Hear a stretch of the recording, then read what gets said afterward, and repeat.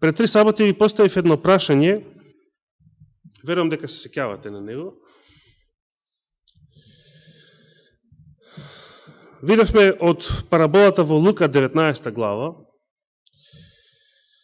дека Божиот син најавил, заминал горе на небото, најавил дека ќе замине преку параболата, заминал за да прими од Бога царство. Споменавме неколку други стихови кои што зборуваат за него како цар, за неговото царство, за тоа дека тој е единствен престолонаследник на Израел. Израел, за да биде Божи, треба да биде монархија, а не република, како што е сега. А за да биде монархија, треба да има цар, а за да има цар, треба да има престолонаследник, кој е единствениот кој што полага право на Давидовиот престол. Постои само еден израелец кој што полага право на Давидовиот престол, кој што го има тоа право, и тоа право му е дадено од Светото писмо. Господ најавил дека кога го предал царството Израелево на Вавилон, а потоа на Медо-Персија, потоа на Македонија, и потоа на Рим, 3 пати го предавал, и рекол преку пророкот Езекијел дека ќе го прави тоа се до кога. И слично како кога зборувал преку патриархот Јаков или Израел, дека власта прво вели царска, а потоа вели судиска. Бидејќи кога царската била одземена на Израел, на Јуда, останала барем судиската. Ке постои во Јуда се до кога? Се додека не дојде оној кому му припаѓа. Кој е тој? Судиската власт, дали знаете кога била одземена судиската власт во Јуда? Еднаш што го кажавме пред неколку години, да го повториме и сега. Значи, царската власт била одземена со падот на Ерусалим и освојувањето од страна на Навуходоносор. Од тогаш повеќе не постои израелската теократија како што до тогаш постоела. Меѓутоа Господ најавил дека ќе биде обновена. Сепак, Јаков прорекол дека и судската власт ќе постои во Јуда, се додека не дојде оној кому таа му припаѓа. Кога била одземена судиската власт во Јуда? Прв пат, значи, од Навуходоносор па до римскиот император Тиберий во тоа време, прв пат во целата таа историја во Јуда повеќе немало локална еврејска власт, тогаш кога била предадена, значи, ветената земја на управа на римските прокуратори. Значи, директно римски намесник е локална власт, управува со Божиот народ, значи Јуда повеќе нема ниту судска власт. И тоа се случило тогаш кога веќе Исус бил роден. Тој, кому царството му припаѓа, веќе бил на земјата. Прочитавме поминатото и од 1 Коринтијаните 15 глава, и од книгата Дела на апостолите, на Елена Вајд, дека Исус веќе бил зацарен. Кога и каде? Кога се вознал по своето вознесение во небесното светилиште, веќе бил зацарен. Не само востоличен како првосвештеник, по чинот Мелхиседеков, туку веќе станал цар. И Елена Вајд се согласува со тоа во Дела на апостолите, незината книга. Прашањето што го поставив е, како тогаш, според раните списи и втората визија на тогаш Елен Хармон, во 1844 година, според таа визија, и Отецот, а по него и Синот, влегле од едно одделение во небесното светилиште, во друго одделение, во светињата на светињите, и Исус им вели во таа визија на своите следбеници, кои што дотогаш беа пред престолот, во првото одделение, дека оди кај Отецот за да прими од него што? Да прими од него царство. Ако читате и Големата борба, ако читате и друга адвентистичка литература, ќе видите дека Елена Вајд дури тврди таму, тоа го верувале и првите адвентисти, дека Христовиот престој во второто одделение од 1844 година и неговото представува неговата свадба, неговото венчавање со новиот Ерусалим, и кога таа свадба ќе заврши времето на милоста, и Христос ќе ги соблече своите првосвештенички одежди и ќе облече какви? Се сеќавате? Какви ќе облече? Царски. Тогаш ќе прими царство, како што во раните списи на Елена Вајд во таа визија најавил дека ќе прими, дека оди кај Отецот за да прими царство. И ќе дојде повтор пат на оваа земја, да му суди на светот. Прашањето што се постави беше како тоа Христос најавува дека допрва треба да прими царство, после 1844 година, кога испоред Елена Вајд, испоред Библијата, тој веќе бил зацарен на небото уште на 50-ница по своето вознесение. Бил Исус цар 18 векови пред Елена Вајд? Или не бил? Или допрва треба да стане? Одговорот, ако се сеќавате на беседата на братот Фараго,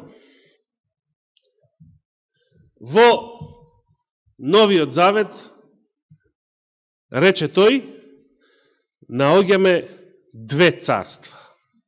Новиот Завет зборува за две царства. Кои се тие царства?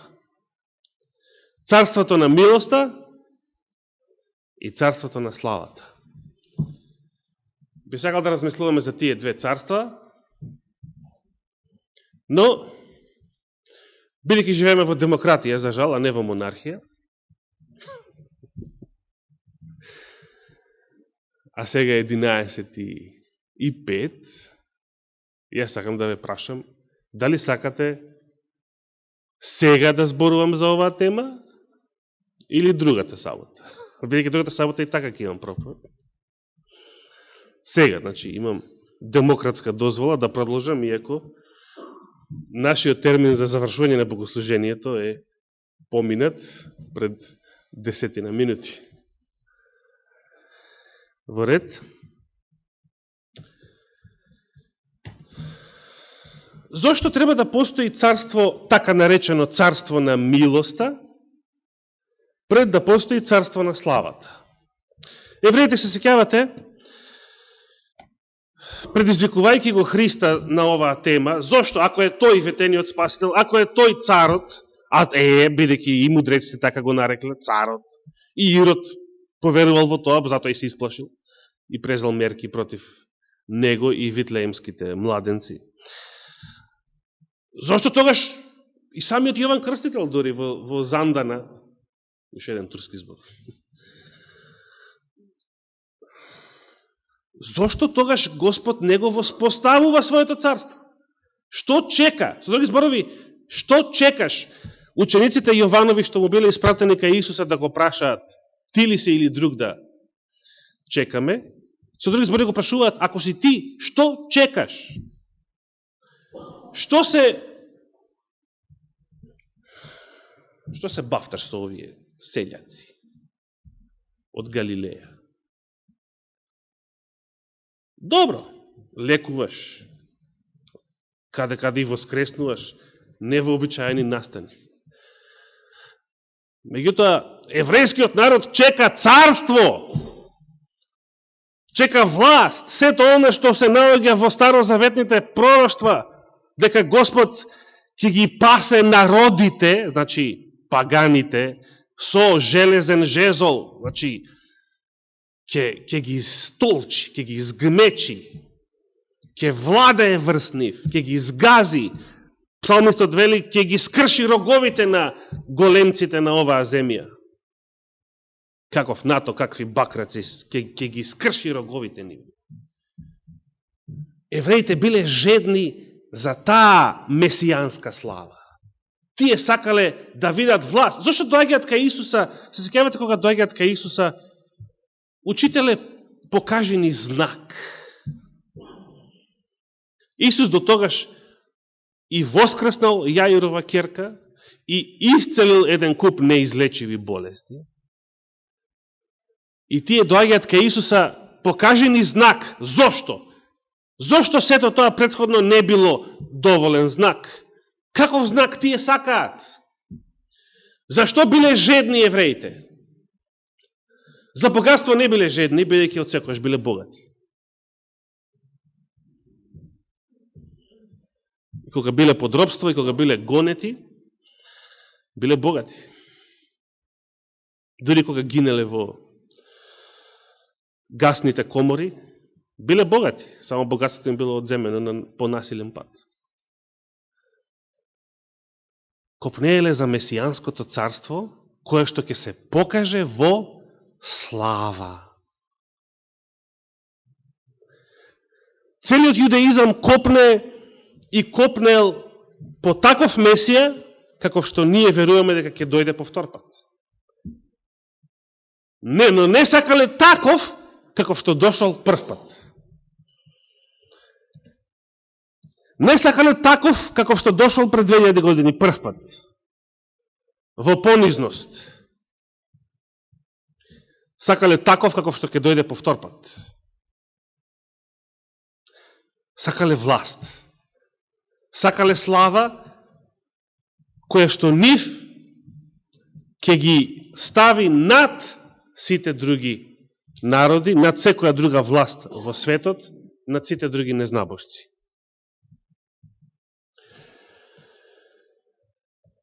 Но зошто тоа Господ не го направил тогаш? Дали вие сте размислували?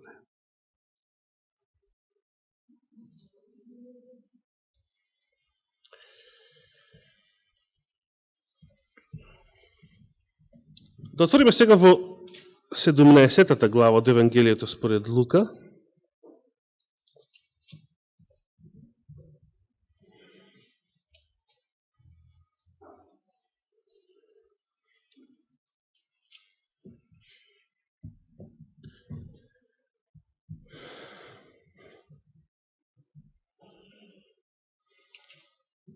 Некој рече 20 стих.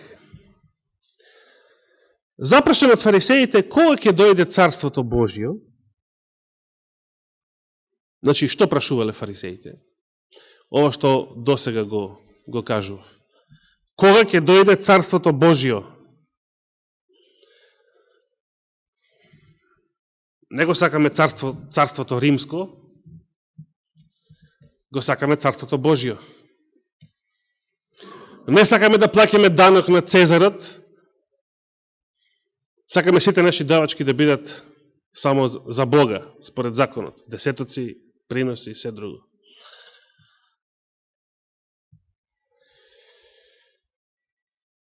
Што им одговори Исус?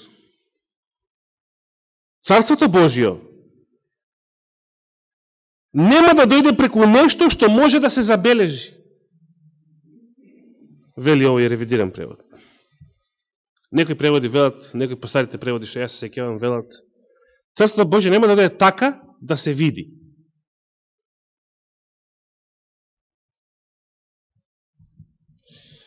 Ние како веруваме дека ќе дојде Христос? Дали Христос ќе дојде, како што веруваат и хвените свеоци, невидливо?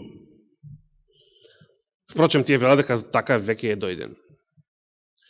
Не. Исус ќе дојде по втор пат така видливо, што ќе го види секое око. Неговата слава ќе биде видлива за целата планета.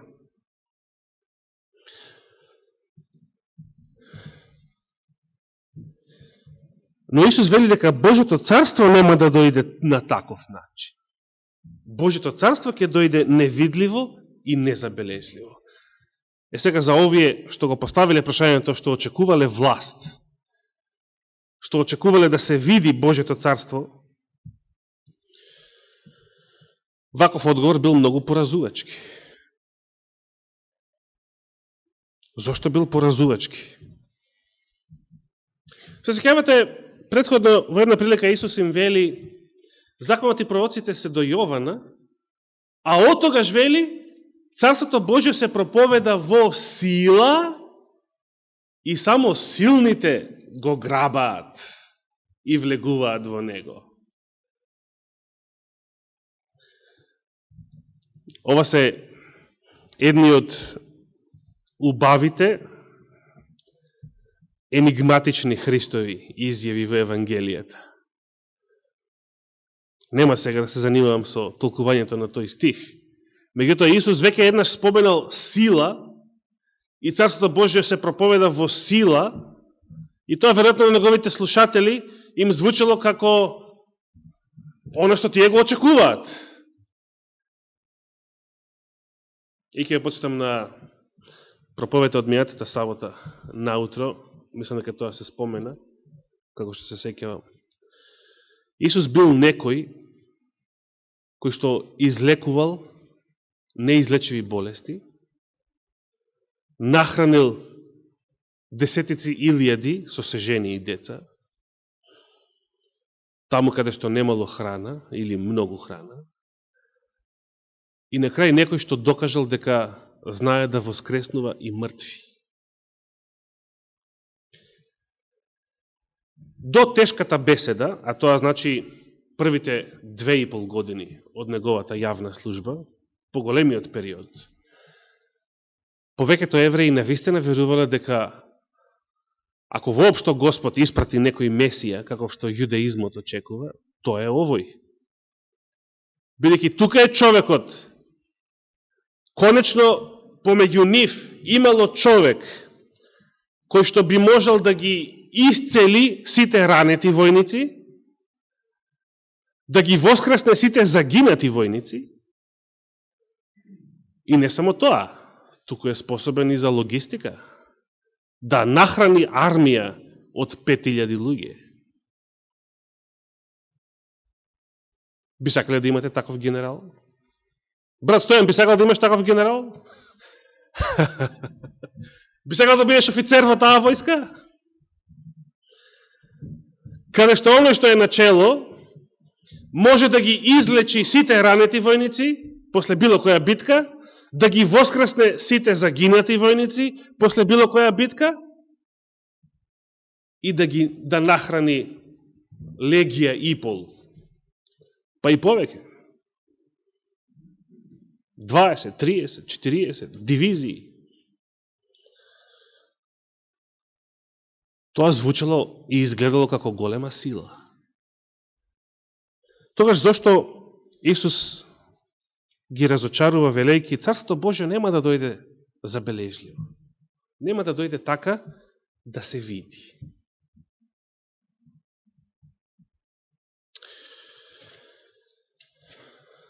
Сега ќе направам една мала дигресија. Од каде знаете дека постојат царство на милост и царство на слава? Штом веќе го дадовте тој одговор. Може слободно да се јавите за збор само ако имате библиски стих за одговор. Значи, за своje мислење немате право на збор. Но, ако имате библиски стих за одговор, еве ќе ви давам збор. Од каде знаете дека постои царство на милост и царство на слава? Ви текнува некој одговор?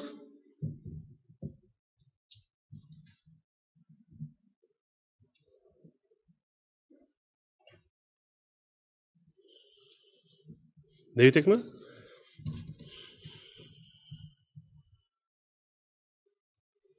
Еве ќе ви помогнам. Да, стои зборот милост на едно место, на друго место стои зборот слава. Само што енигмата е што пред тие зборови и таму каде што стои милост и таму каде што стои слава, не стои зборот царство, туку стои еден синоним. Значи не баш зборот царство во тие стихови, туку не еден синоним. Што е синоним за царство? Како поинаку би го нарекле царството како царство? Како? Власт. Меѓутоа власт може да се рече дека е Груевски, а тој е цар колку баба ми. Што е цар? И Обама колку што е цар. Во ред. Значи, може после секаква власт. Меѓутоа, со што би го врзале поимот царство? Да. Да ги оставиме сепак со нивните заблуди. Што е символ на монархија? Може да речете круна. Така. А што друго?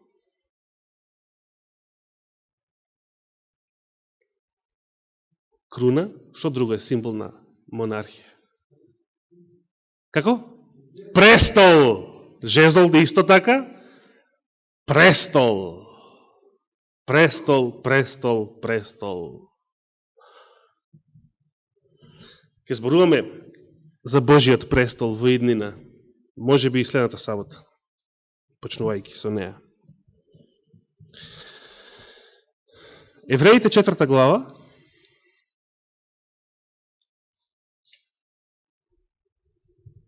15 стих, 16. Зашто ние немаме таков првосвещеник, што не може да се чувствува во нашите слабости, туку таков, кој искусил се, како и ние, освен грев, и се заради од оваа причина, и така, слободно да пристапуваме кон што? Престолот на милоста. Видите, некој преводи од благодатта, што мене повеќе ми се допаѓа зборот благодат.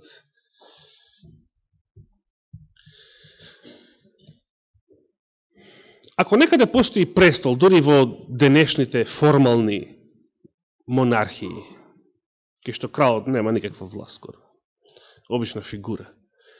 Значи, дури во такви. Дали престолот е нешто каде што граѓаните на таа држава можат слободно да пристапат?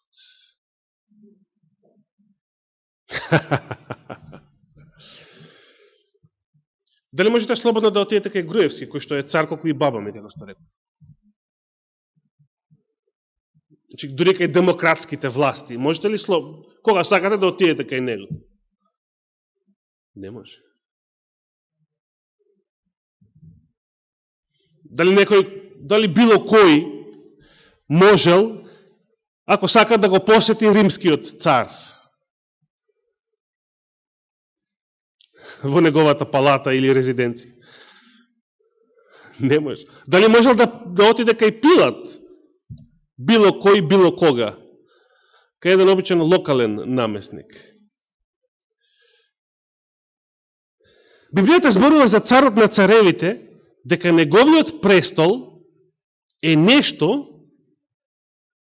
на што секој еден од нас има пристап.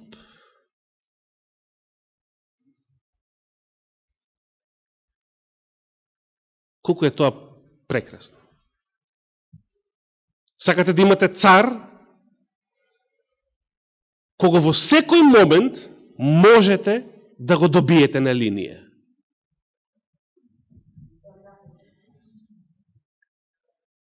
Сакате да имате првосвештеник, кој што е безгрешен,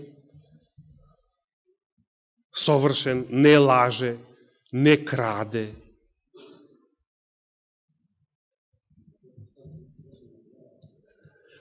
Па, тој сака да му се качите на глава. Зошто не му се качуваме на глава на тој цар? Зошто сакаме да се лепиме за грешни луѓе? Зошто на тој цар не му се качуваме на глава? Зошто на него не сакаме да му досагеме? Исус не повикува да му досагеме, затоа што ја пофалил во една друга парабола, онаа жена, која што му здодевала на судијата да го реши незиниот случај. Исус, еве ви цар, кој што сака да му се качите на глава, кој што тоа може да го поднесе, кој што сака да му досаѓате, а ние тоа не го правиме. Интересно. Престолот на благодатта. И апостол Павле не повикува слободно да пристапуваме. Немате да мислите дека е нешто забрането, дека не смеете. Евреите не смееле да влезат во светињата на светињите. Не смееле да влезат ни во првиот дел од светињата. Паганите па не смеле да припарат ни во предворието на Израел. А каде ги повикува христијаните, апостол Павле? Слободно да пристапиме, да пристапуваме кон престолот. Престолот на милоста.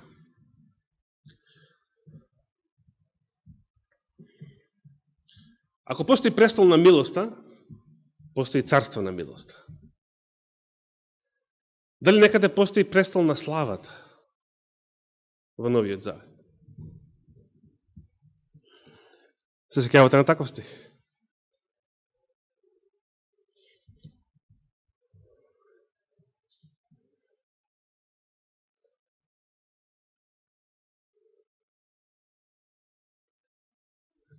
Мислев со овие прашања да ја прекинам монотонијата, никој да не спие, ама еве со брат рече не успев. Дори ни со прашањава не успев.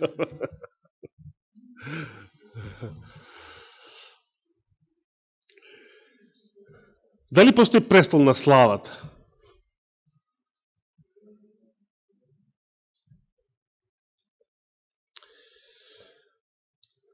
И кога тоа ќе биде воспоставено? Матеј 25 глава.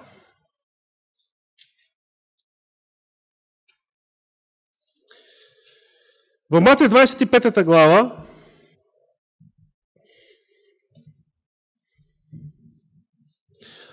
видите, интересно е како Исус ги почнувал параболите, се сеќавате?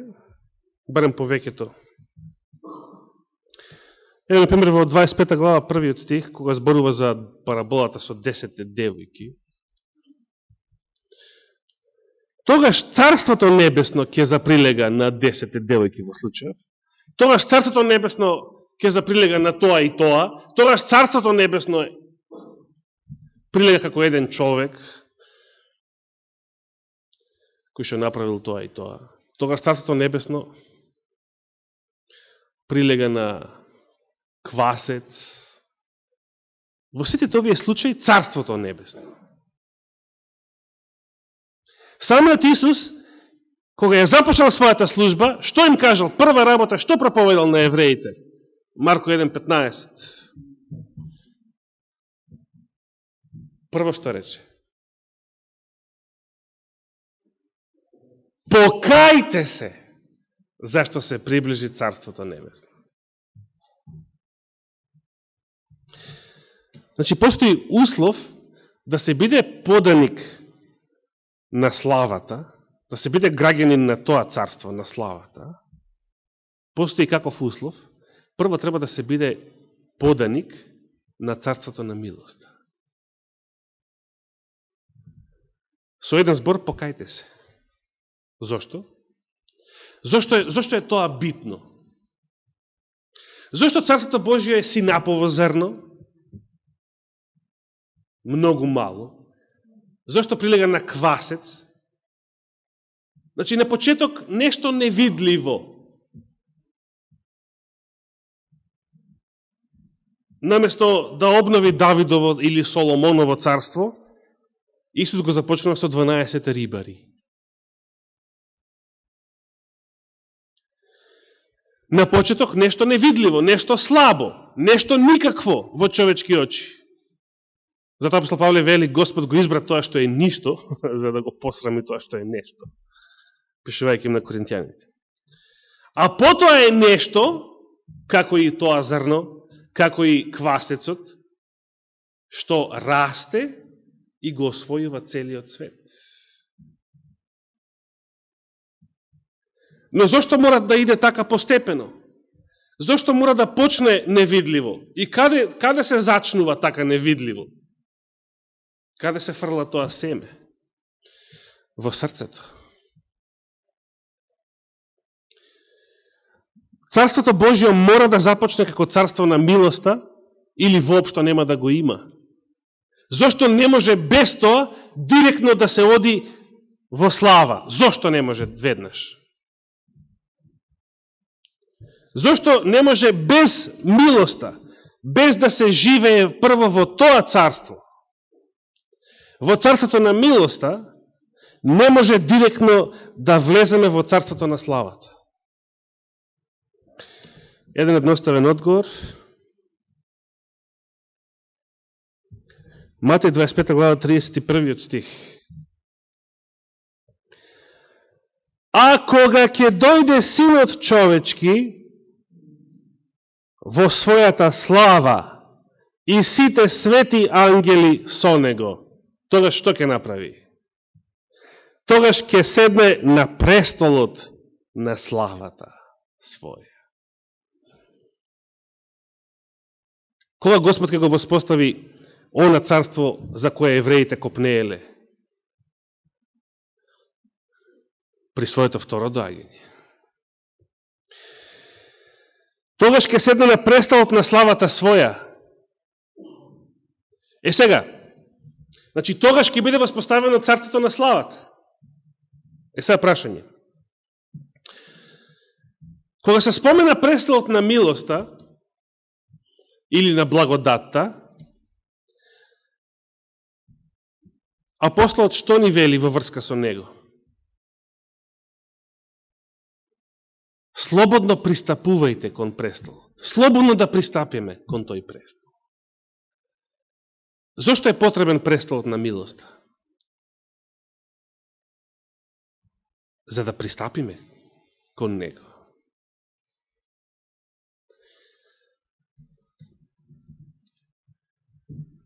А што се случува? Значи, престолот на милоста ја означува благодатта.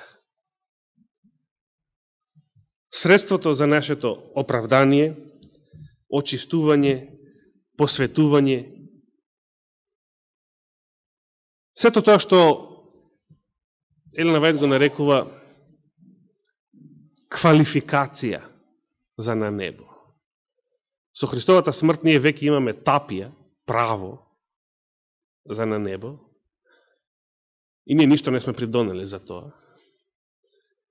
Но потребна е и квалификација.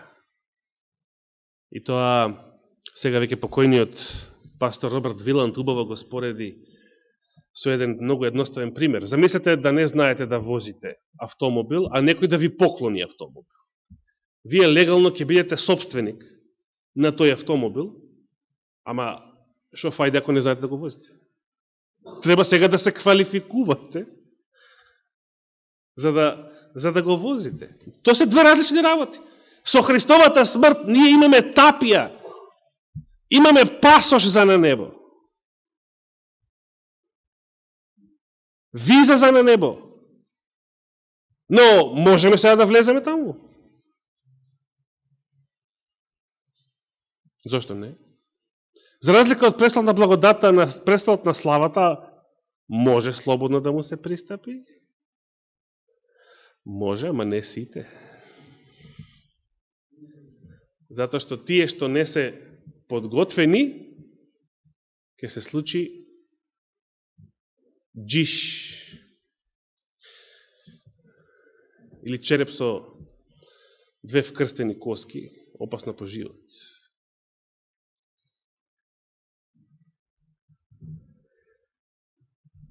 И ќе се соберат пред него сите народи, па ќе ги оддели едни од други, како што ги одделува овците од козите, и ќе ги постави овците од својата десна страна, а козите од левата. Што е ова? Сето ова, до крајот на оваа глава, на опис на што е ова? На судот. Оно што во христијанската традиција се нарекува страшниот суд. Судниот ден. Последниот суд. Откровение 20 глава зборува за тоа исто така. Како и Данијел 7 глава. Во 2-3 стиха само.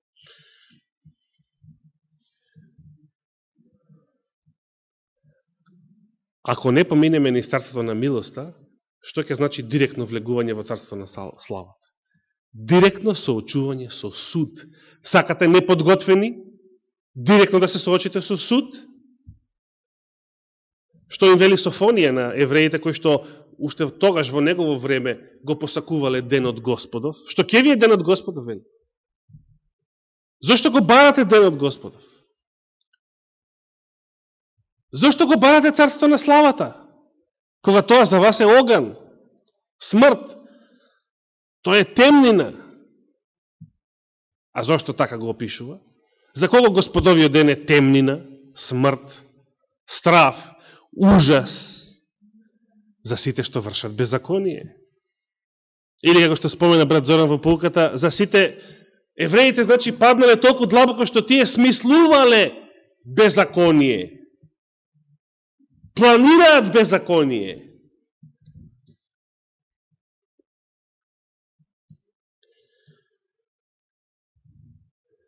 А за оние другите, за наречени овци, Господовиот ден е радост, слава, среќа. И едните ќе отидат во вечна мака, а праведниците во живот вечен, 46 стих. Да се излезе веднаш на суд, неподготвен, тоа е нешто што не би сакале да ни се случи дури на оваа земја, со овие мизерни судови што тука постојат. А камоли со божествениот суд. Елена Вајт имаше една визија за страшниот суд. И само ќе ви кажам, ако се сеќавате, се верувам дека некој од вас те ја читале таа визија. Какво беше нејзиното искуство кога се разбудила само од сето тоа? Толку бев среќна и благодарна што реалноста е дека се уште е времето на милоста, се уште не грее ова сонце, се уште има време да се поправиме, да се покаеме. Замислите каков печаток во нејзиниот ум оставил призорот на последниот суд. Што таа била среќна, како кога ќе се разбудите од лош сон и среќни сте, дека не е така.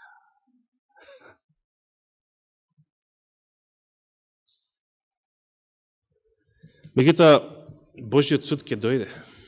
Господовиот ден ќе дојде и веќе е сериозно наближен. Сакале ние тоа или не, биле спремни или не, Господовиот ден мора да дојде. Постои едно време, после кое Господ повеќе не може да чека, Затоа што ако понатаму чека целиот свет, ќе се самоуништи, ќе се упропасти.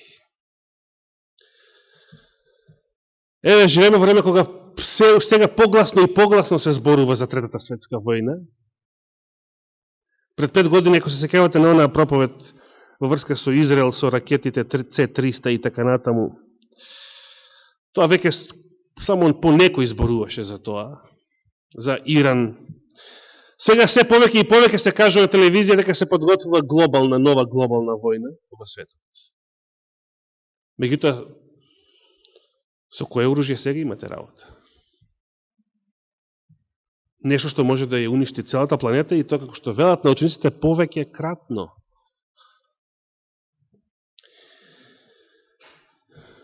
Но ајде да ги оставиме војните на страна. Каква иднина нема овој свет, кога нема повеќе да има семејство?